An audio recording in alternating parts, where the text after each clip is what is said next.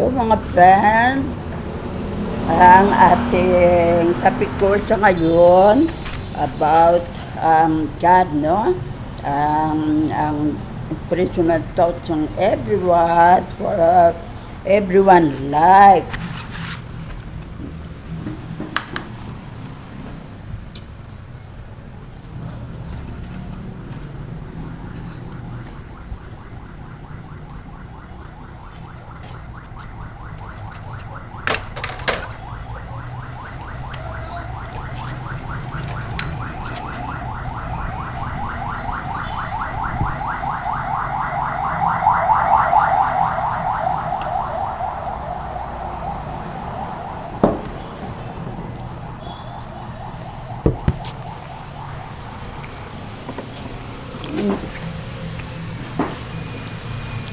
Alam nyo ba na sa ating buhay ay may plan ang ating God, no? God the Father natin. May plan sa ating buhay, no? Yan,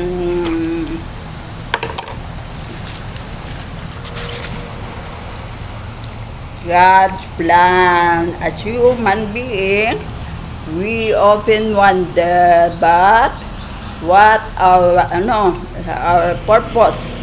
It is life. In its life, we strive to find meaning and direction to understand sa ating buhay lahat tayo pala may plan ang ating God the Father, no? What we are meant to do. The truth is we were all created with a purpose, and that purpose is part of God's plan for our lives. The Bible tells us that God has a plan for each and every one of us. Yan. It says, for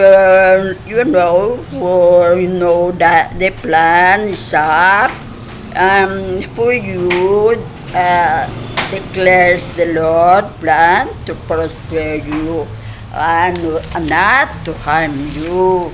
Kaya yan ang natin sa plan ng God sa atin, no? For good, hindi for ma-hurt tayo, no? God has a plan for your life, and it is good. It's a good one. Trust Him and learn into Him and watch Him work. Yan, tingnan natin. Basta nakapray tayo at may niling tayo sa Kanya, kaya yan, abangan natin kung ano mangyari. God plan for you, life is being better than any plan you could ever come with. God has a purpose for your plan, for your pain, a reason to your struggle, and a reward for your faithfulness. Trust Him and don't give up. Yan, kung anong plan mo at anong trabaho, don't give up. Tulungan ka na ng God natin, oh. God's plan is always the best. Yan, always the best. Hindi naman siya magplano para masaktan tayo, no? Gusto niya the best na maligaya tayo sa ating buhay. Sometimes the process is painful, no? And hard, but don't forget that when God is silent, is doing something for you. Kala mo, baliwala sa Kanya ang pag-pray mo na hili-hili mo. Kaya silent lang siya. At nang ilang araw pa o 1 week pa, kala mo wala na to, nakalimutan ng God ang hiniling natin, pero hindi pala, no? But God is silent. He's doing something for you. Yan, tandaan mo. Kaya may gawin ang God sa iyo. Kaya hindi ka mag babaliwala man lang pala yan. Hindi ganyan, no? God's plan for your life is not on afterthought in His masterpiece. Yan. God has a plan and it always better than ours. Trust Him even when you don't understand. Kaya kung mangyari na, maintindihan mo na, no? Sa ngayon, di mo intindihan, okay lang. Kaya kung mangyari at mabigay na ang kung ano ang mangyari sa buhay mo, yan, maintindihan mo na. Kaya huwag kang kagad magbaliwala sa Kanya, kaya akala mo baliwala ka rin. God's plan is like a tree from our perspective. It may look like a mist of traits, but from His perspective, it is a beautiful masterpiece. Yan ang ating sagad. When you take step faith towards God's plan for your life, He will meet you there. God has a plan for every single one of us. It's our job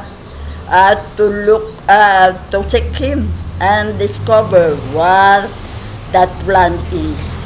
Yan, mag-pray tayo. Kaya maanuhan natin ang plan na yan. Kaya, yan, ang pang faithful lang tayo. Be God's faithfulness. Kaya ba ang God's way faithfulness yun siya, no? Kaya, yan.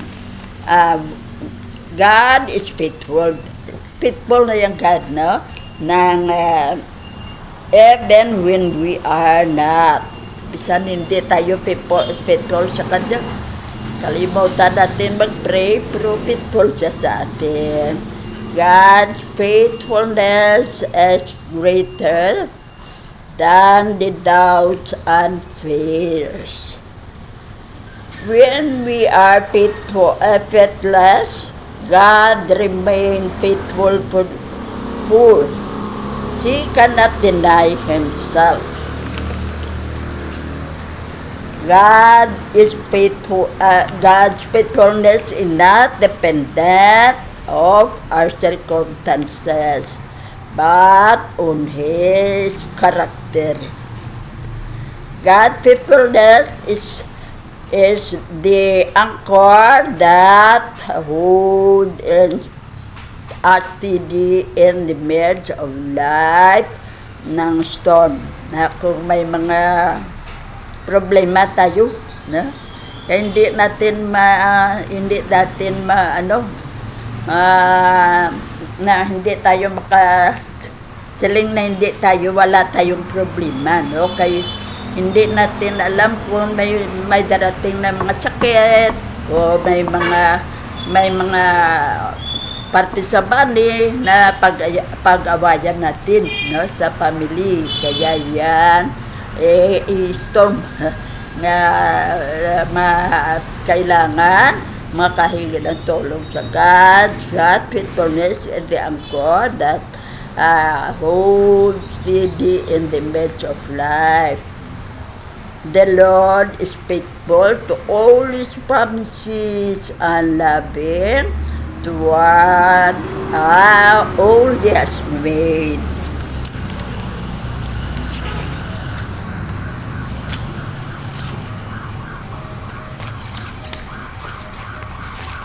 God faithfulness is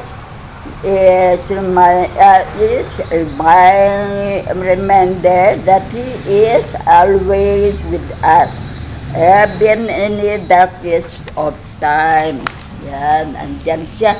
Always, hindi sa happy life natin, bisan may problema ang life natin, andyan lang siya.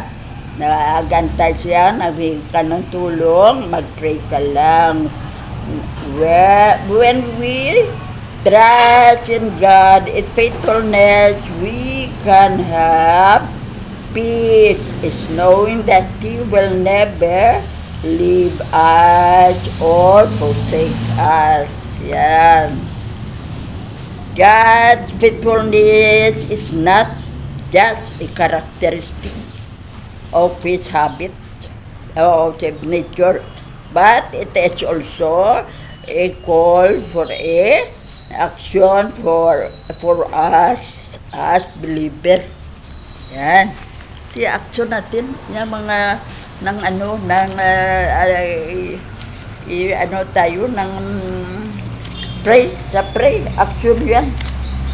Mag-pray tayo at maghingi ng anong gusto natin na matulungan tayo ng God.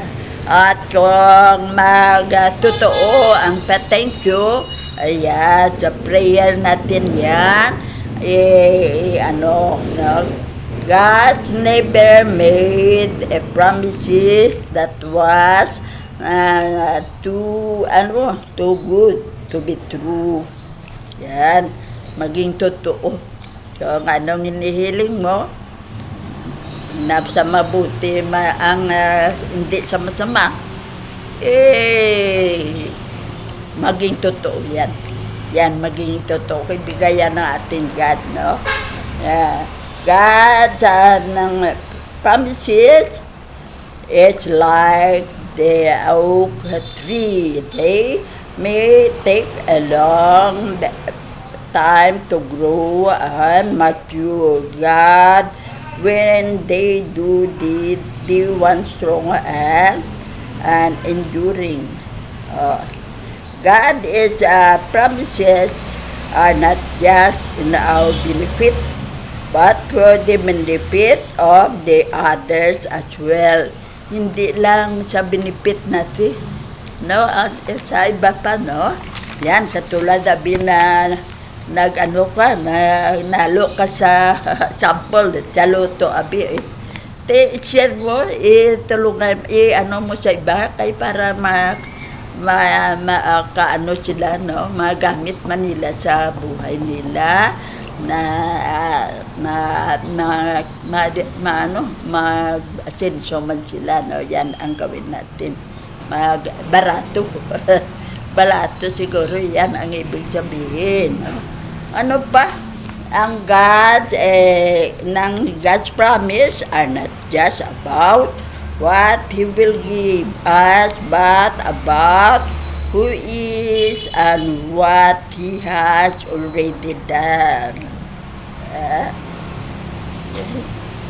God's promises is not dependent on our circumstances, that on His character. God promises are not just for a season, but for a lifetime. Hindi na ngayon lang kay nagiling ka. Tutulong siya sa atin at sa lifetime natin, sa buhay natin. Kung andyan ka, buhay ka, everyday prayer at healing ka kung thank you ka kung nakatotoo, yan ay lifetime na makahingi tayo ng tulong sa God. Hindi niya tayo pababayaan, no? God's promises is not just for the future, but for the present as well. Ang God, hindi sa future lang na sa ngayon. Ngayon, ang kailangan natin, ang hilingin natin sa Kanya, sa ngayon.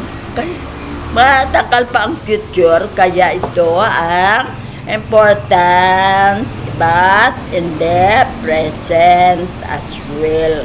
Kaya ano siya, para ang future mo maganda, mag-successful ka sa buhay mo, pero sa ngayon, kailangan mo siya. No? Kaya para sa ngayon, maumpisa ka na avail natin ngayong present at pa natin, magamit pa natin sa future, no? Huwag mag-successful tayo katulad ng nagnegosyo tayo, no? Present, kayo na gamitan natin ng technique na nag-successful siya. Imbes isa lang, kaysa ipon natin, imbes isa lang, nagdalawa, nagtatlo, nag-apat. Sa future, 6 na. Yan ang ang ating as well as your future. Kundi sa ngayon, yan ang gawin natin. Hindi tayo, magantay lang tayo sa future. Kaya wala tayong asensyo dyan. Ito kay tayong performance.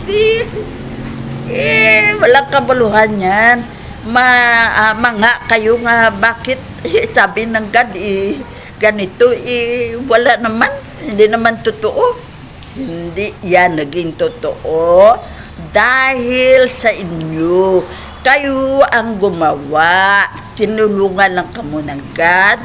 Kayo ang makaabil dyan. Kaya yan ang gawin natin. Ang mga tinuro sa atin na gawin ito para makapundar ka ng ilang negosyo na hindi na kailangan manghiram sa ibang tao ng pera at mag-interest dyan na ang income mo sa imo negosyo ipunta sa kanila. Kaya yan ang kailangan i-apply natin sa ngayon. Hindi kasi sa future pa natin antayin kasi walang kung sa sakit bala, huli na ang lahat. Huli na ang lahat. Hindi na tayo katulad ng mga diabetes. Kay sinabihan na tayo na papira ka. Ngayon na 2 days. Hindi ka sasabi ng doktor na siya ang marunong.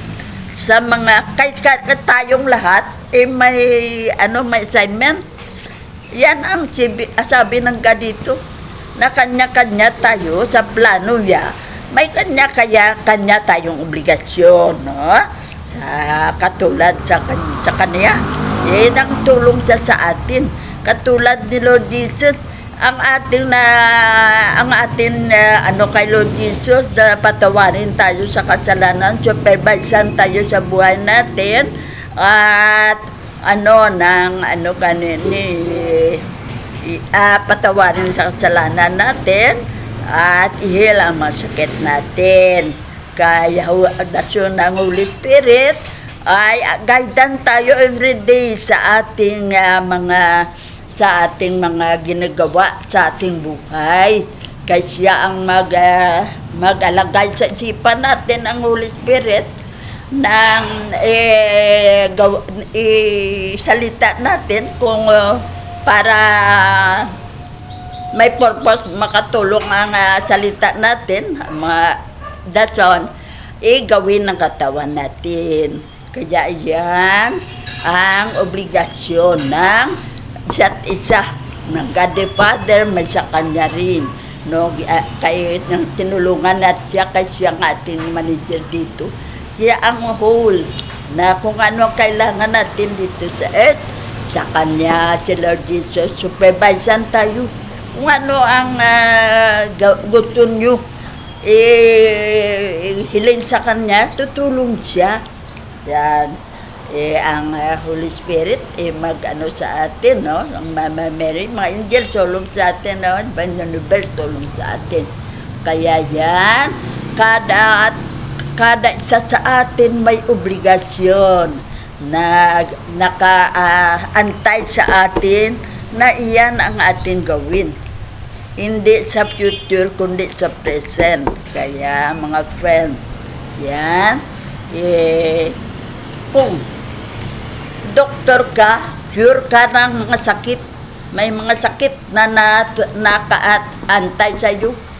Doktor ka sa heart ka, may mga sakit sa heart, paano yan mo, pagalingin mo sila, no? May doktor ka sa sa stomach o sa kulon. I-cure mo, no? Kada may may assignment.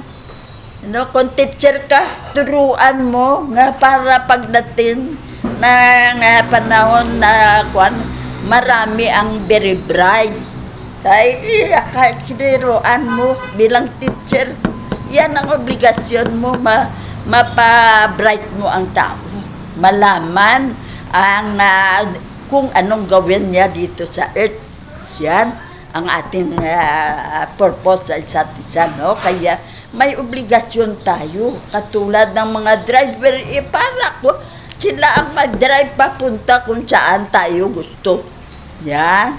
Hindi tayo makaalis sa atin nalalagyan subong. Dito tayo, upo lang tayo everyday. Hasta gabi, upo lang tayo, lakad lang tayo dito sa bahay. Kaya hindi tayo marunong mag-drive. May sasakyan tayo. Pero kailangan natin ang driver. Kaya yan ang ating isa't isang assignment. Kaya yan ang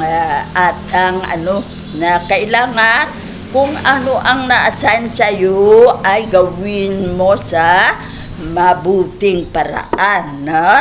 Na hindi tayo mapahiya, no? Nag-drive ka, hindi ka marunong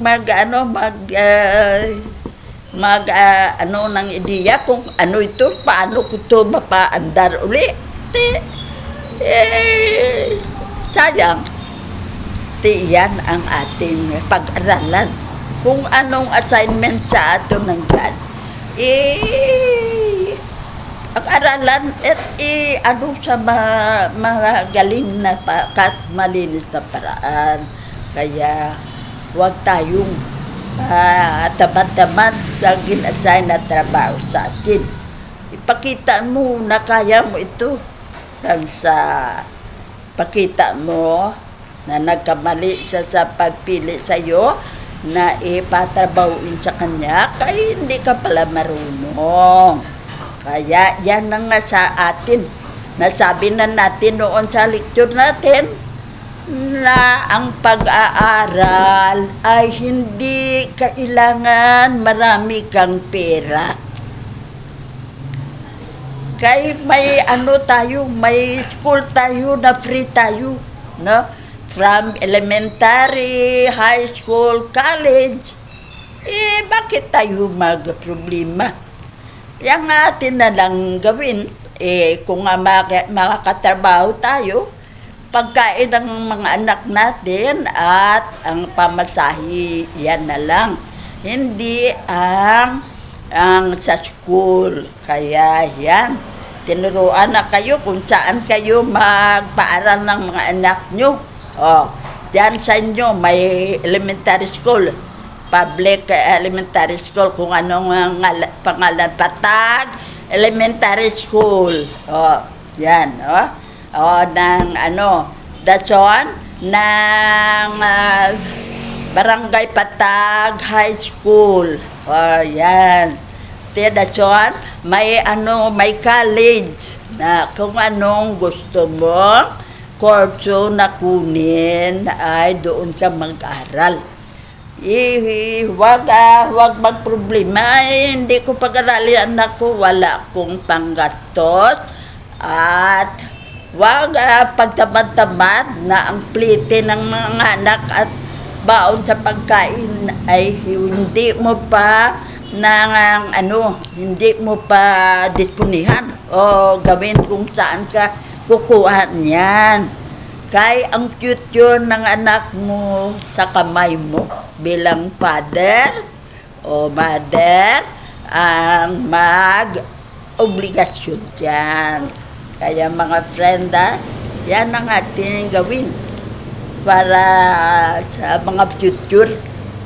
Yan ang tingnan natin kay di ang di for the future. Di for the future, sa mga anak natin, kung professional sila, hindi na tayo ang magpakain sa kanila. Kay sarili na lang nila. No? May sila, may makarunong na silang maghanap ng pera. Kay sa atin, lecture noon, mas may important ang pag-aral sa money. Kay kadali lang siyang money kung professional ka na. Kaya hindi ka na mahirapan maghanap ng trabaho at mas madali ang promosyon sa trabaho mo kay magaling ka. Kaya yan ba, mahirap ang pera. Kaya yan ang gusto ng God sa atin, nagabitin natin ang ibinigay niya sa atin na abilidad kung ano ang atin. Ang pagplano lang dyan at taktika ang kailangan. Kaya God's promises are the anchor we need in the stormy of life. Yan na ang kaysa kung wala tayong ipon, wala tayong gamitin, na left and right, front at back ang ating utang. Wala naman may pautang sa atin. Yan na ang pinakabigat na problema natin, na huwag natin maging behavior ang mangutang ng kung saan, kung ilang tao na, 10 na. Kaya mahirapan ka na magbayad, no? Kaya ilimit natin. Kung sa pagkain naggita tayo, sa pag-utang maggita din tayo. Kaya yan ang solusyon dyan, na hindi ka mahirapan. God will make a way. Ang God nakaantay lang sa atin kung anong ating problema at maghingi tayo ng tulong. Na tulungan tayo, nag-antay lang sa prayer natin. Kaya doon tayo makakonect sa Kanya, no? Tayo doon niya malaman kung anong ating problema. Hindi naman siya nagiling sa akin. Alam, may problema siya, pero hindi naman siya nag-pray. Hindi naman hininga ng tulong sa akin. Tutulong ba ang God sa iyo? Kundi hindi. Kaya hindi mo pinaalam sa Kanya. Kaya sa prayer ay napaka-importante sa ating buhay, na makaka-story everyday sa ating God, no? Ayan, ang ating nasabi, God the Father, yung whole world ng mga problema, matulungan at Lord Jesus din, no? Pero kada assignment, no? Kaya ang ating Lord Jesus tutulong din sa atin kung daw kailangan natin ang tulong sa pera. Pero at saka sa kung may kasalanan tayo at ang yan ang makatulong sa atin, at ang ating kung may sakit tayo, paano tayo magaling. God will make a way where there seems to be no way. Tayo mga dito nakatira sa earth, hindi natin alam ang problema natin, kung anong solusyon, paano natin ito masolba. hindi natin hindi nakalagay sa isip mo ang solusyon kung ano ito, sa prayer, baka matulungan tayo ng God.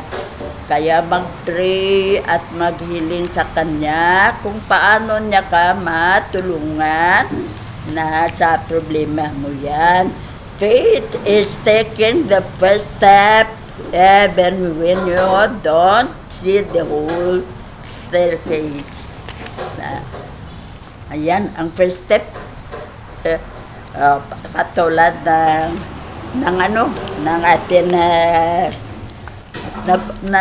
hirapan na tayo. Wala tayong solusyon para sa hindi tayo mahirap sa everyday natin na pagkain o kung ano pa. Ang first step, manegosyo ka, yan. God, naturuan tanong God, no? You don't see the whole staircase, kaya ano lang sa isipan mo, maisipan mo, ito ang gawin ko. Yan, hindi mo alam, ang God na ang nagtulong sa'yo. God's plan for your life for exceed the circumstances of your day. God's power is greater than our problem. Problem ng God na yan. Greater sa problem natin. But ibig sabihin, madali yan masolusyonan ang problema natin. God is not limited by our limitations. He is only limited by our lack of faith. Yan, no?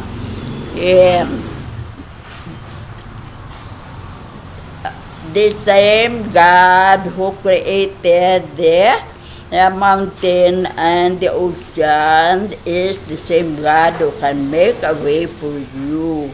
Kaya, prayer tayo always, ha? Kaya ang kuwan ng God sa atin. When you don't know what to do, remember that God does. Pray ka lang, pag-ihiling mo sa Kanya, tanongin sa tulungan mo ako, hindi ako alam anong gawin ko sa problema kung ito, kaysa tulong sa'yo. God doesn't always take us out of difficult situation, but He always wait with us through them. God is never late, but He is always on time. Always on time siya. Hindi siya under time, no?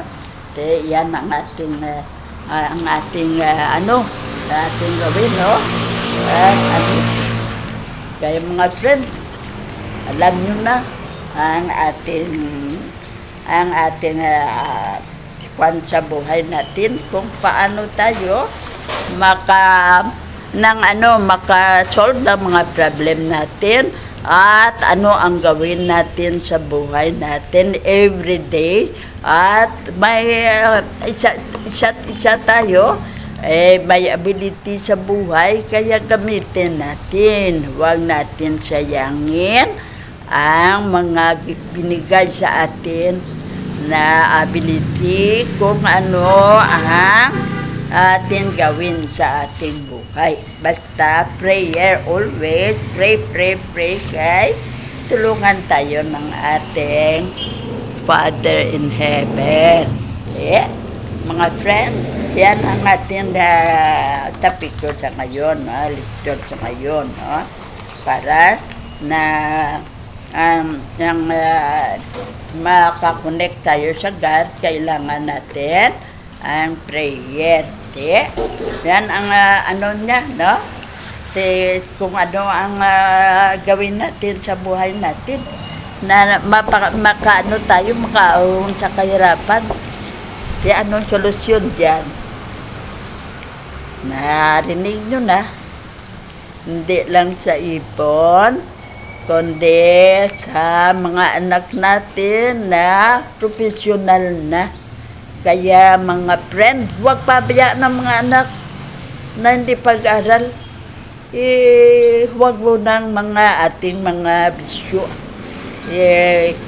Munahin ang mga obligasyon sa ating mga anak para dyan sila ang makatulong sa atin na hindi tayo dyan lang sa baba. Aakyat tayo every sa hagdanan natin by step hasta sa makakuan tayo sa top. Very very good na kung sa top ka na, no?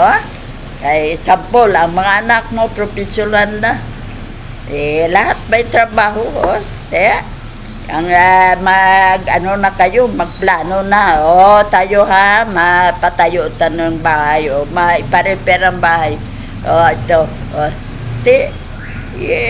lahat, tutulong, hindi tayo mahirapan, kasi hindi ba kung tulong-tulong, maski sa gawain sa bahay, kung tulong-tulong tayo, mas madali lang. Kung ang gastos dyan, tulong-tulong tayo, hindi tayo mahirapan. Asan yan sa isa pagkain. Ito, ang isa para sa kung ano pa. Yan ang ating natin, schedule natin, ikuan natin, imuan natin ng sa ngayon, ikaw ang elder nga anak ang sa bigas.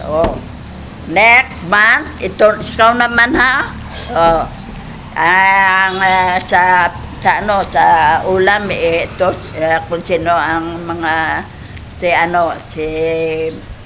Belen, si Dani, yan i-assign dason i-reschedule para wala silang reklamo kay kapwa sila. Ang assignment nila hindi sa akin lang, always ako bigas na napakamahal, sa akin lang. Hindi pwede daw ako ang hindi mahal ng parents ko, kaya ako ang mag-obliga lahat. Yan, natin, schedule natin yan. Ngayon, buwan na, ikaw ang sa bigas. Ikaw ang sa ikaw sa kung ano pa na iba. Katulad ng trabaho. Ikaw sa ngayon, kung mga maliit sila, ikaw ngayon ay sa lahat ng bahay ito, ikaw mag-clean. Ang elder, ikaw mag-clean ng surroundings. I-schedule, ikaw ikaw ang ng mga plate, ng hugasan mo, clean mo. I-assign sa isa't isa para hindi sila magsabi na may favoritism ka. Kapwa mo sila mahal at kapwa ang assignment nila magkatulad. Kaya mga friend, hanggang dito lang ating lecture. Basta yan lang ang gawin natin sa ating bahay at sa ating plano sa buhay. Kung sa bahay, walang magalit isa't isa, kaya ang ginawa natin teknik o taktika, parehas sila. Walang kaya ang eldest, ngayong buwan ang bigas. Ang second, sa next month. Ang third, kung 6 sila, sa naman, sa third na anak, sa fourth, sa fifth, sa sixth, pagka-finish, balik ulit sa original, sa unang plano natin. Yan, yan ang taktika natin para hindi tayo mahirapan sa buhay natin. Kay kung tulong-tulong, napakadali lang, Kay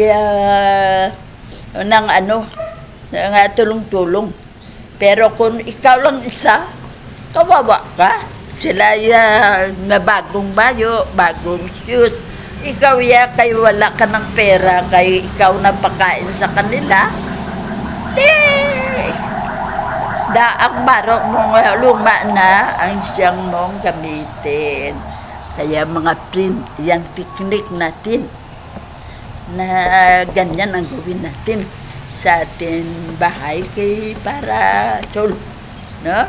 Kaya yan lang ang ma-advise ko sa inyo, ha? Mga friend, thank you sa pakikinig, no, ha? Mahal ko kayo.